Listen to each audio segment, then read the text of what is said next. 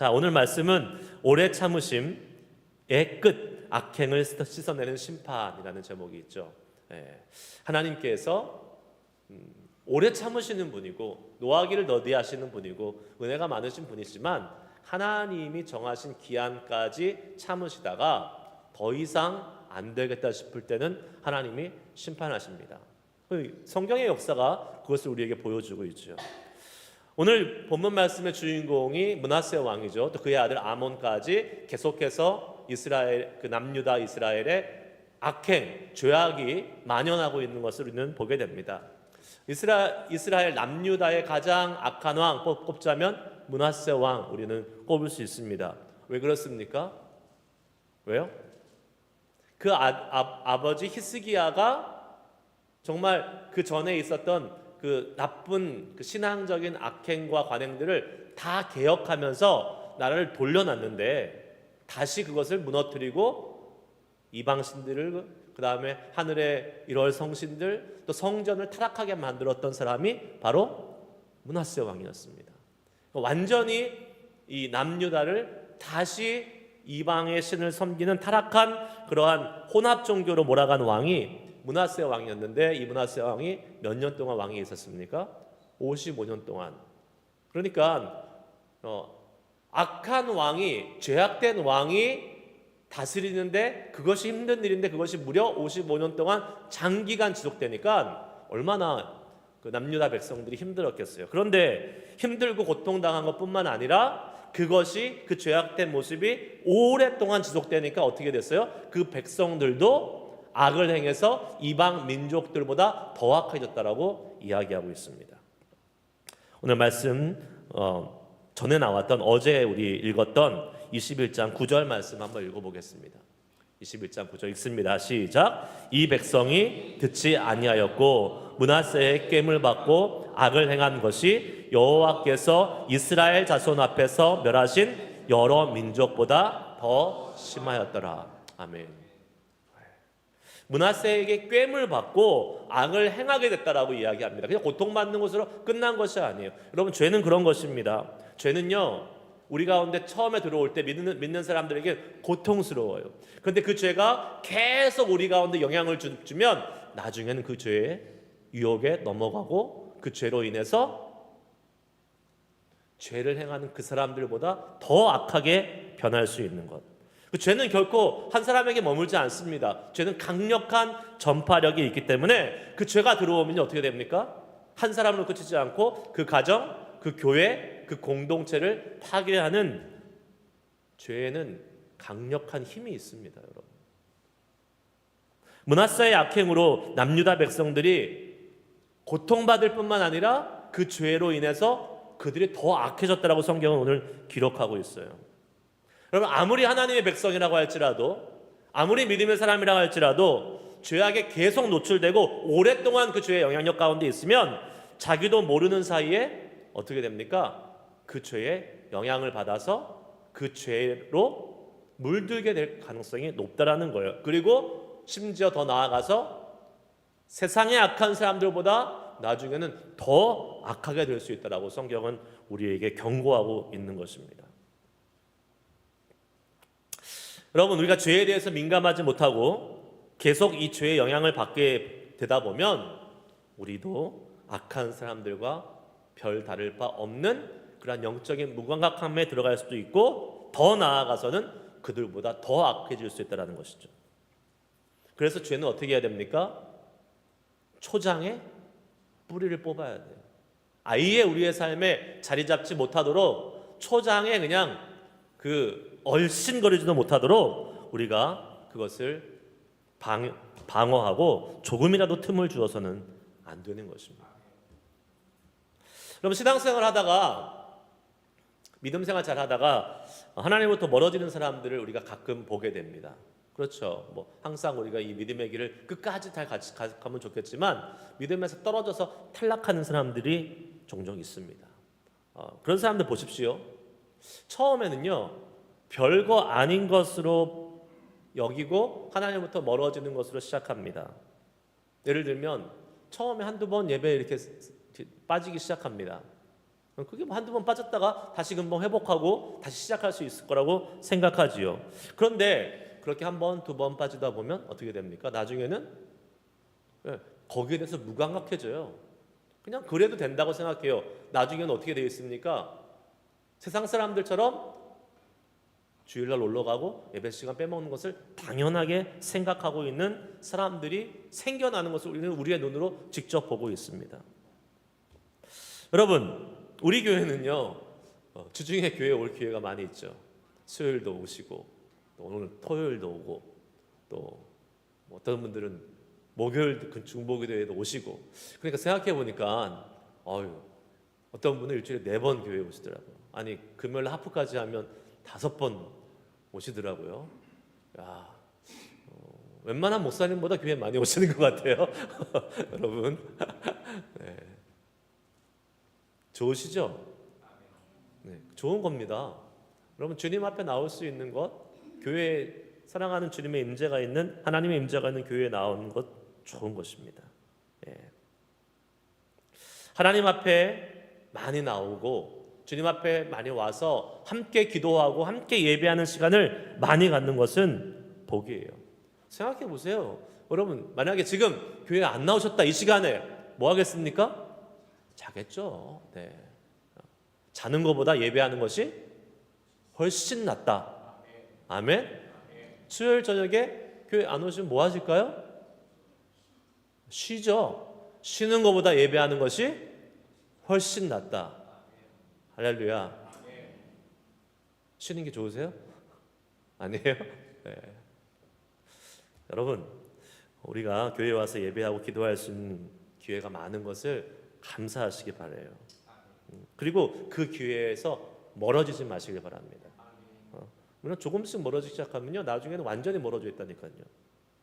자, 그런 지금 이 남유다의 상황이 그런 거잖아요. 므낫세의 이 오랜 기간의 통치를 통해서, 악한 통치를 통해서 이제 하나님으로부터 백성이 완전히 멀어졌고, 그 이방 민족, 처음에 그 가나안 땅에 살았던 그 이방 민족보다 더 악하게 됐다라고 지금 하나님은 경고하시면서 심판의 예언의 말씀을 오늘 본문 말씀을 통해서 하십니다. 10절에서 12절 말씀 같이 읽어보겠습니다. 시작. 여호와께서 그의 종 모든 선지자들을 통하여 말씀하여 이르시되 유다왕 므낫세가 이 가증한 일과 악을 행함이 그 전에 있던 아모리 사람들의 행위보다 더욱 심하였고 또 그들의 우상으로 유다를 범죄하게 하였도다. 그러므로 이스라엘 하나님 여호와가 말하노니 내가 이제 예루살렘과 유다의 재앙을 내리리니 듣는 자마다 두기가 울리리라. 아멘. 내가 예루살렘과 유다의 재앙을 내리리니 듣는 자마다 두기가 울리리라. 그냥 귀에 완전히 생생하게 들릴 만큼 이 재앙의 메시지가 너희한테 완전히 임할 거다라고 지금 예언하고 있습니다. 예루살렘과 남유다, 하나님의 재앙에 피해가는 곳 아닙니다. 하나님의 재앙이 피해가는 곳은 없습니다. 죄가 있는 곳에는 하나님의 재앙과 심판이 임하게 되어 있어요. 물론 우리는 하나님이 참고 인내하시는 분이라는 것을 잘 알고 있죠. 그렇죠. 우리가 좋아하는 말씀 있잖아요. 시편 103편 8절 말씀 한번 읽어봅시다. 시작. 여호와는 긍휼이 많으시고 은혜로우시며 노하기를 더디하시고 인자하심이 풍부하시도다. 아멘. 좋아하시죠, 여러분? 아멘. 얼마나 좋은 말씀입니까? 근데 우리는 좋아하는 말씀만 붙들어요. 하나님이 당연히 이러한 하나님이시지만 이러한 분만은 아니십니다. 하나님은 또 본인이 어떠한 분이라고 말씀하셨어요? 하나님은 진노하시고 심판하시고 죄에 대해서 회개하지 않으면 망한다라고 분명히 성경을 말씀하셨습니다. 나홈 1장 2절 말씀 한번 읽어볼까요? 읽습니다. 시작. 여호와는 질투하시며 보복하시는 하나님이시니라. 여호와는 보복하시며 진노하시되 자기를 거스리는 자에게 여호와는 보복하시며 자기를 대적하는 자에게 진노를 품으시며. 아멘. 누가복음 13장 3절 말씀 시작. 너희에게 이르노니 아니라 너희도 만일 회개하지 아니하면 다 이와 같이 망하리라. 아멘. 이러한 말씀을 품고 사랑하는 사람은 없겠죠. 예, 앞에 시편 말씀은 막 늘 품고 막 그걸 가지고 너무 사랑하고 하지만 이 하나님의 경고의 메시지, 심판의 메시지를 사랑하시는 분은 아마 없을 겁니다. 근데 성경은 우리가 원하는 것만 취사 선택해서는 안 되잖아요. 하나님은 우리를 사랑하고 인내하시고 기다려주시지만 동시에 하나님은 분명히 죄악을 그대로 놔두지 않으신다라고, 심판하신다고 우리에게 말씀하십니다. 우리는요, 하나님이 우리를 징계하시고 심판하시는 그 죄를 미워하시고 죄에 대해서 결코 타협하지 않으시는 분이라는 사실을 반드시 기억해야 됩니다. 그래야 우리가 어떻게 해요? 죄에 대해서 우리도 타협하지 않고 죄를 가볍게 여기지 않는 거죠. 죄에 대해서 민감한 마음을 가질 수 있는 것입니다.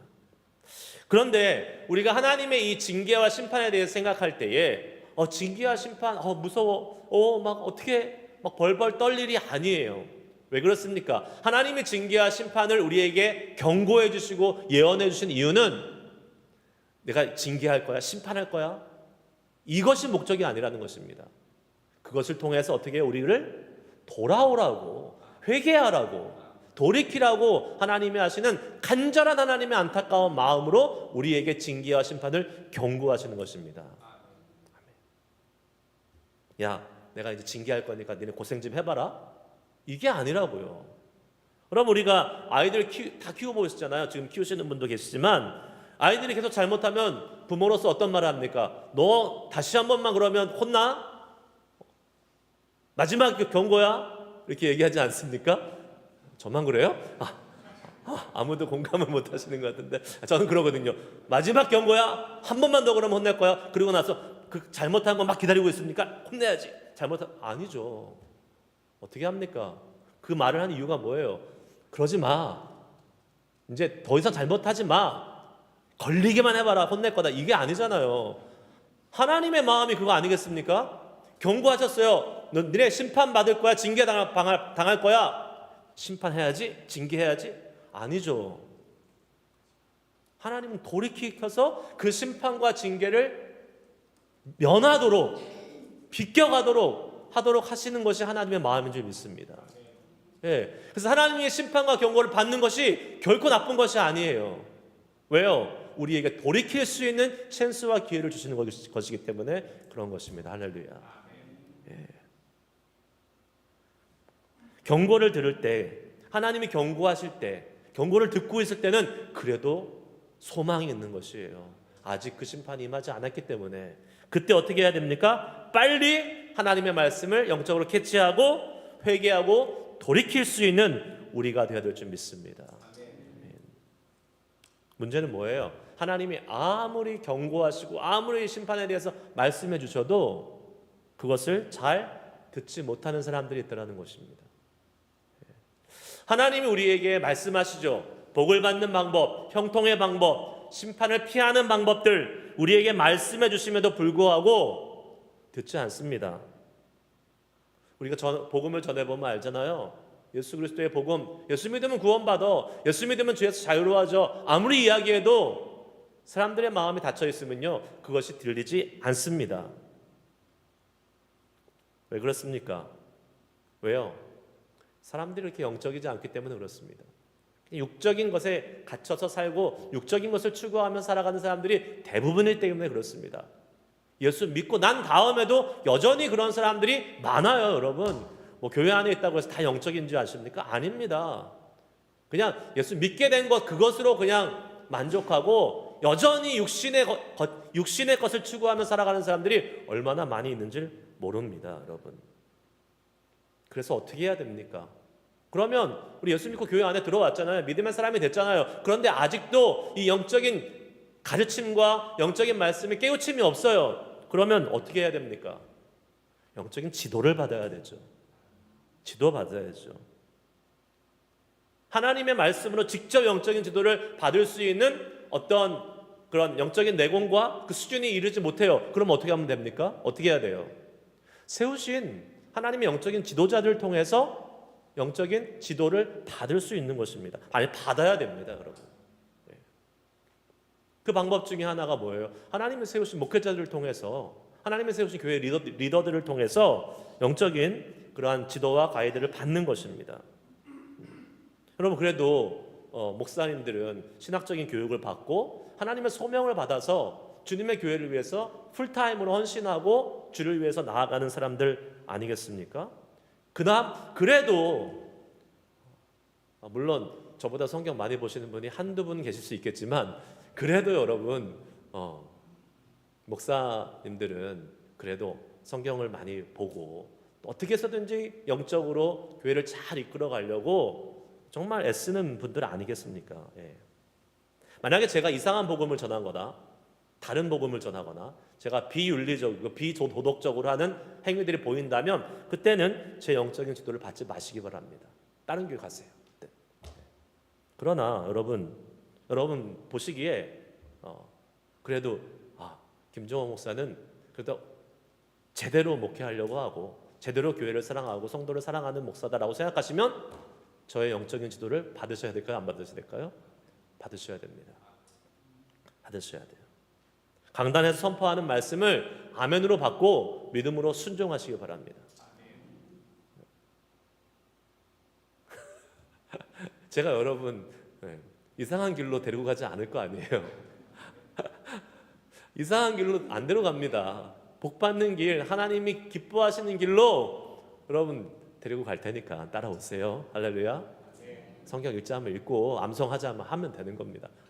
네. 문제는 제가 아무리 복음의 진리를 전해도 이 진리의 말씀이 떨어져도 또 영적인 귀가 막혀 있으니까 깨닫지 못하고 그 말씀을 캐치하지 못해요. 그게 너무 안타까운 거예요. 우리의 영적인 귀가 왜 막힐까요, 여러분? 왜 우리의 영적인 귀가 왜 하나님의 말씀을 듣지 못하게 될까요? 아무리 영적인 진리의 말씀을 선포해주고 진리의 말씀을 나누고 알려줘도 깨닫지 못하는 것일까요? 그만큼 우리의 삶이 이 하나님에 향한 신령하고 영적인 것들에 초점이 맞춰져 있기보다는 육적인 것에 많이 포커스가 맞춰져 있기 때문에 그렇습니다. 하나님, 다른 말로 하면 하나님께 집중하지 못하기 때문에 그래요. 하나님께 집중하지 못해요. 우리는 어쩔 수 없이 일주일의 삶을 세상 가운데 이 육의 세계 가운데 살아가고 있습니다. 물론 영과 육이 같이 존재하는 그 세계 속에 살아가는데, 그러니까 우리는 사실 여러분 우리도 매일같이 교회에 와서 항상 하나님과 기도하고 목사님들처럼 교회를 위해서 섬기면 좋겠지만 그게 사실은 실질적인 삶은 그렇지 않잖아요. 우리는 세상을 향해서 사명을 갖고 나아가는 사람들이잖아요. 그러니까 거기에서 항상 싸우고 또 그것과 함께 살아가고 있기 때문에 이 영적인 것만을 추구할 수는 없습니다. 그렇기 때문에 영향을 받죠. 세상에 죄악된 것에 영향을 받죠. 싸우죠. 치열하게 거기서 내상도 입고 힘든 순간도 맞이하고 그러한 상황 속에 살다가 우리는 오게 되는 것입니다. 교회에 왔을 때에 그래서 우리는 교회에 있는 동안만이라도 하나님께 집중하는 그러한 훈련을 해야 되는 것이죠. 이 시간을 통해서 정말 우리의 모든 그 주님을 향한 그 마음을 100% 아니 200% 300%다 끌어와서 주님께 집중해서 하나님 말씀을 듣고 그 하나님의 말씀을 깨우치고 깨달아서 세상을 향해서 힘을 갖고 나아가는 그러한 성도들이 되어야 될 줄 믿습니다. 그런데 문제는 뭐예요? 교회에 와서도 하나님 말씀 앞에서도 예배 시간에도 집중하지 못하고 정신이 흐트러져 있거나 아니면 이 관심이 다른 데 가 있는 경우들이 종종 있다는 것입니다. 여러분, 우리가 교회에 와서 앉아 있지만 생각해 보십시오. 우리의 이 마음 속에, 우리의 생각 속에는 5만 가지 생각들이 다 왔다 갔다 합니다. 그렇죠? 아니신 것 같아요. 여러분 지금 저를 잘 집중하고 있는 거 보니까 아니신 것 같지만 주일날에는 조금 많이 있어요. 토요일날 오시는 분들 정도는 괜찮겠지만 주일날에는 제가 보면 압니다. 네. 빨리 가야 되는데 왜 이렇게 목사님 설교 길게 하나? 예배 왜 이렇게 안 끝나? 막 이런 분들 많고, 핸드폰으로 말씀 보는 척하지만 말씀 안 보는 분도 많이 계시고, 많이 계시나 좀 계시고. 그래서 여러분 아예 그러한 가능성을 차단해야 돼요. 핸드폰 딱 꺼야 됩니다. 예배 들어오는 순간 핸드폰 꺼야 돼요. 진짜 특별한 사정이 아닌 이상. 예배 전에 카톡 올리는 거 여러분 듣기 좋으십니까? 물론 뭐 우리가 교회 단체방에다가 우리 온라인 링크를 보내드리는 거지만 카톡 그거 안 올려야 돼요. 지금 끄지 마시고 안 올려야 됩니다. 웬만하면 정말 급한 일, 근데 하나님 일보다 급한 게 어디 있어요? 네. 그리고 예배에 집중하시기 바랍니다. 네. 하나님께 집중할 수 있는 또 다른 실천적인 방법이 뭔지 아십니까? 예배 시간 이후에 약속 잡지 않는 겁니다. 예를 들면 주일 예배가 12시 30분에 끝났는데 12시 45분에 약속 잡아놨어요. 그럼 어떻게 될까요? 이게 예배가 언제 끝나느냐가 초집중 관심 대상이에요. 이 말씀 안 들려요. 예배가 과연 12시 반에 끝날 것인가가 항상 그 사람의 관심 사항이에요. 그래서 그게 관심이에요. 그러면 말씀 못 듣습니다. 하나님의 깨우침 얻을 수 없습니다. 그게 집중 상황이니까. 그래서 어떻게 해야 돼요? 주일날은 느긋하게 한 예배 시간 한 2시간 뒤에 약속 시간 잡으시길 바래요. 그러면 예배가 5분, 10분 뭐 좀 늦게 끝나도 아무 영향이 없습니다. 근데 꼭 그 바로 약속 시간 잡아 놓으니까 우리가 집중 못 하는 거죠. 물론 일하시러 가시는 분은 어쩔 수 없어요. 얼마나 귀합니까? 일을 함에도 불구하고 그 시간을 정말 귀하게 빼서 하나님 앞에 나와서 예배드리고 있는 분들 축복합니다. 정말. 예. 예배 마치고 빨리 가세요. 그런 분들 괜찮아요. 하나님이 그 마음 이해하십니다. 그러나 놀러 가려고 밥 먹으려고 그런 약속은 잡지 마시길 바래요. 여러분 예배 드렸으면 그 받은 은혜를 함께 나누고 함께 풍성하게 교제하는 가운데 하나님이 더 큰 은혜를 주실 줄 믿습니다. 예. 우리가 예배를 드리고 은혜 받았으면요 그걸 나누는 그런 귀한 일들이 있어야 돼요. 이제 우리 다음 주도 순모임 하잖아요. 순모임을 통해서 정말 하나님께서 주신 은혜들을 많이 나누세요. 그냥 뭐 또 하나의 숙제처럼 또 모여서 하는 그러한 순모임 말고 정말 주님 안에서 사랑하고 주님 안에서 받은 말씀의 은혜들 또 한 주간의 삶의 은혜들을 나누면서 여러분 모든 사람이 다 그렇게 사는 건 아니잖아요.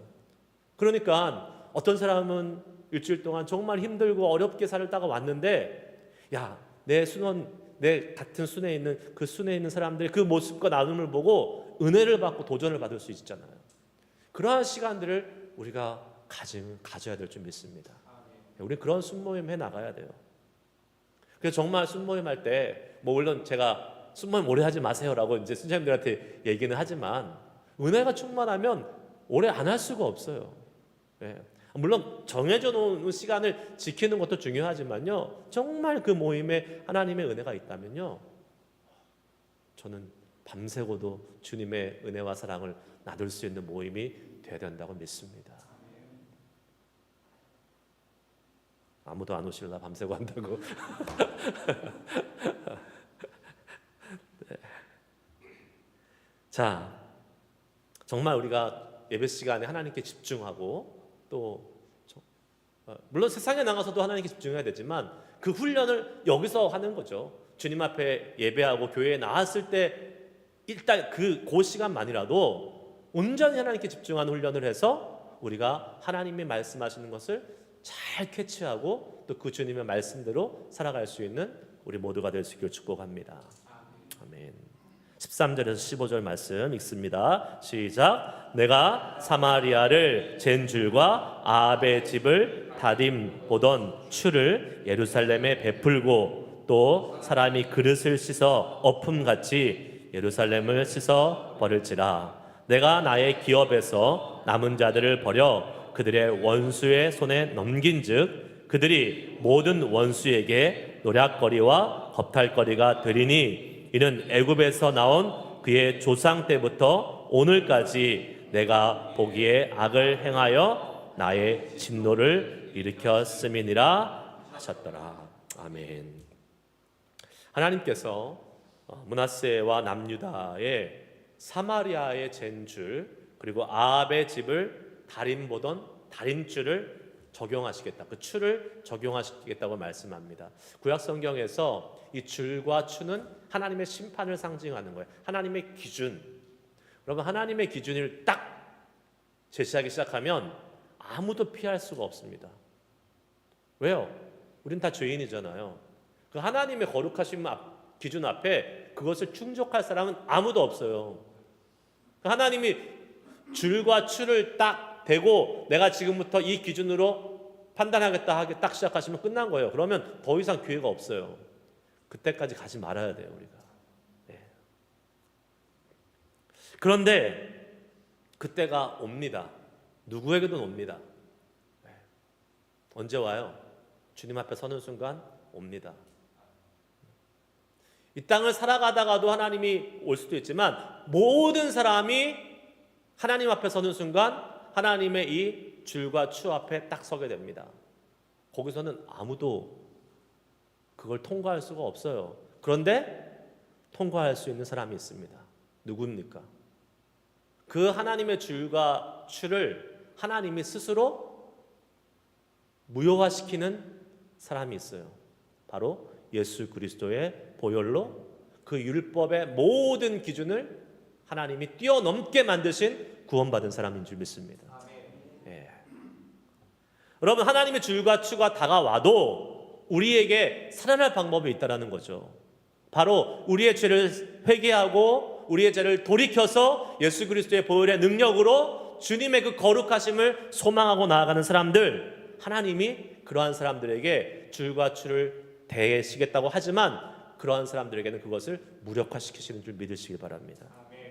네, 성경은 우리에게 분명히 말씀하고 계세요. 요한복음 3장 16절 17절 말씀, 잘 아는 말씀이죠. 읽습니다. 시작. 하나님이 세상을 이처럼 사랑하사 독생자를 주셨으니 이는 그를 믿는 자마다 멸망하지 않고 영생을 얻게 하려 하심이라. 하나님이 그 아들을 세상에 보내신 것은 세상을 심판하려 하심이 아니요 그로 말미암아 세상이 구원을 받게 하려 하심이라. 아멘. 하나님이 우리에게 줄과 추를 대시는 이유는 아까 말씀드린 대로 그것으로 멸망시키려고 하기 위함이 아닙니다. 하나님은 구원하기 원하세요. 돌이켜서 하나님의 사람으로, 하나님의 자녀로, 하나님의 사람답게 거룩하게 살기를 원하시기 때문에 그 줄과 추를 자꾸 우리에게 말씀해 주시고 경고하시는 것입니다. 신앙생활하고 교회를 다니면서도 여러분, 죄의 문제를 아직도 해결하지 못하고 영적인 귀가 어두워서 하나님이 주시는 이 심판과 징계를 받는 어리석은 사람, 안타까운 자들 되지 않기를 소망합니다. 우리가 할 수 있는 건 뭡니까? 예수 그리스도를 의지하는 겁니다. 예수 그리스도의 이 죄의 권세를 멸하시고 죄로부터 우리를 구원하신 그 예수님을 의지해서 하나님이 줄과 추가 우리 앞에 떨어지려고 할 때 주님, 내가 예수님을 다시 붙잡으니까, 예수님을 다시 의지하니까 그 예수님의 능력으로 이 하나님의 심판과 징계를 넘어갈 수 있게끔, 모면할 수 있게끔 우리에게 은혜를 더하시옵소서. 그러면 주님이 세상을 심판하려 하심이 아니라 세상을 구원하게 하신다고 하신 이 말씀대로 우리를 이 심판과 징계로부터 건져주시고 모면케 하시고 하나님의 은혜의 삶을 살아가게 하실 줄 믿습니다. 여러분, 다시 한번 우리가 영적인 귀를 열어서 하나님이 하시는 말씀들을 듣고 또 하나님의 경고의 메시지를 듣고 돌이킬 수 있는 우리들 될 수 있기를 축복합니다. 오늘 같이 함께 기도할 때에 하나님께서 우리에게 말씀하시는 것을 놓치지 않도록 우리의 영적인 귀를 열어주시고 또 그 하나님의 말씀하심을 따라서 우리의 죄악들과 우리의 잘못된 부분들을 항상 돌이키고, 특별히 이 죄악이 우리 가운데 절대로 자리 잡지 못하도록 그 초장부터 우리가 완전히 그 뿌리를 제거할 수 있는 그러한 거룩한 주님의 사람들로 우리를 이끌어 주시옵소서. 소망하면서 우리 한번 기도하도록 하겠습니다. 함께 오늘 말씀 기억하시면서 말씀에 반응하고, 또 하나님, 우리가 우리 삶에서 제거해야 될 죄악들은 무엇입니까? 우리가 하나님께 집중하고 나아갈 수 있도록 하나님 아버지, 우리가 주님께 예배할 때마다 우리를 방해하는 사단의 세력을 물리쳐 주시고, 우리가 온전히 주님 앞에 집중하는 영적인 사람들, 영적인 귀가 열린 사람들 될 수 있도록 인도하여 주시옵소서. 함께 오늘 말씀 기억하시면서 기도하도록 하겠습니다. 기도하십니다.